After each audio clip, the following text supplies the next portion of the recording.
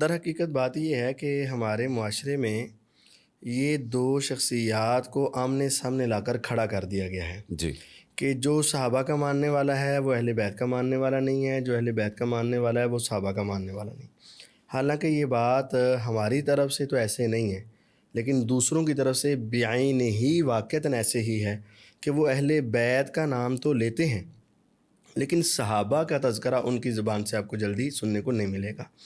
ہم بحمد اللہ تعالی اہل سنت جو ہیں اہل بیت کے بھی ماننے والے ہیں، صحابہ کے بھی ماننے والے ہیں۔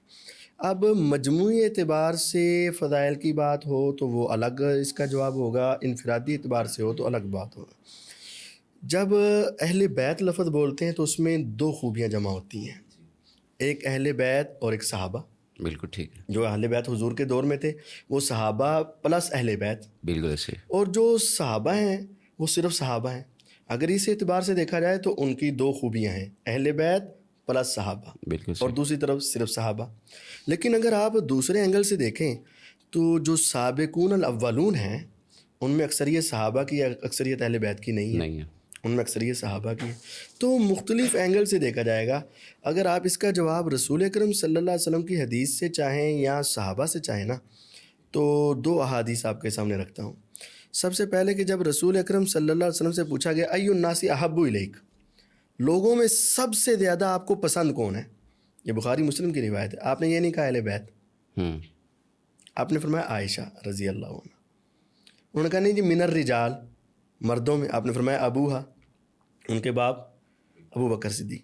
اب دیکھیں پہلا جو عورتوں کے اعتبار سے یا مجموعی اعتبار سے پوچھا گیا تو آپ نے اہل بیت کا ذکر کیا، جی اور وہ بھی بطور اہل بیت نہیں، بطور بیوی ذکر کیا۔ بالکل، اور جب آپ سے مردوں کے بارے میں پوچھا گیا تو آپ اگر کلی اعتبار سے تمام اہل بیت کو سب سے افضل سمجھتے ہوتے تو پھر کسی اہل بیت شخصیت کا نام لے لیتے، بالکل صحیح، لیکن آپ نے ابو بکر صدیق رضی اللہ عنہ کا نام لیا ہے۔ اور دوسری بات یہ ہے کہ جب سیدنا علی المرتضیٰ رضی اللہ تعالی عنہ سے ہی پوچھا گیا کہ سب سے افضل کون ہے تو انہوں نے کہا ابو بکر رضی اللہ عنہ۔ پوچھا گیا دوسرے نمبر پر، فرمایا عمر رضی اللہ عنہ۔ پھر تیسرے پر ہوگا، تیسرا تو آپ کا ہی ہے نا، فرمایا نہیں میں تو ایک عام انسان ہوں، تیسرے عثمان رضی اللہ عنہ۔ تو اگر یہ جواب ہی ہوتا کہ ہر لحاظ سے کلی اعتبار سے صرف اہل بیت ہی ہے تو سیدنا علی رضی اللہ تعالیٰ عنہ سب سے پہلے کسی اور اہل بیت کا نام لے لیتے، ادباً احتراماً لے لیتے، سیدنا عباس رضی اللہ کا نام لے لیتے، سیدنا جعفر رضی اللہ کا نام لے لیتے، سیدنا عقیل رضی اللہ کا نام لے لیتے، عبداللہ بن عباس رضی اللہ کا نام لے، اپنا نام لے لیتے، اپنے بیٹوں کا نام لے لیتے، کسی کا۔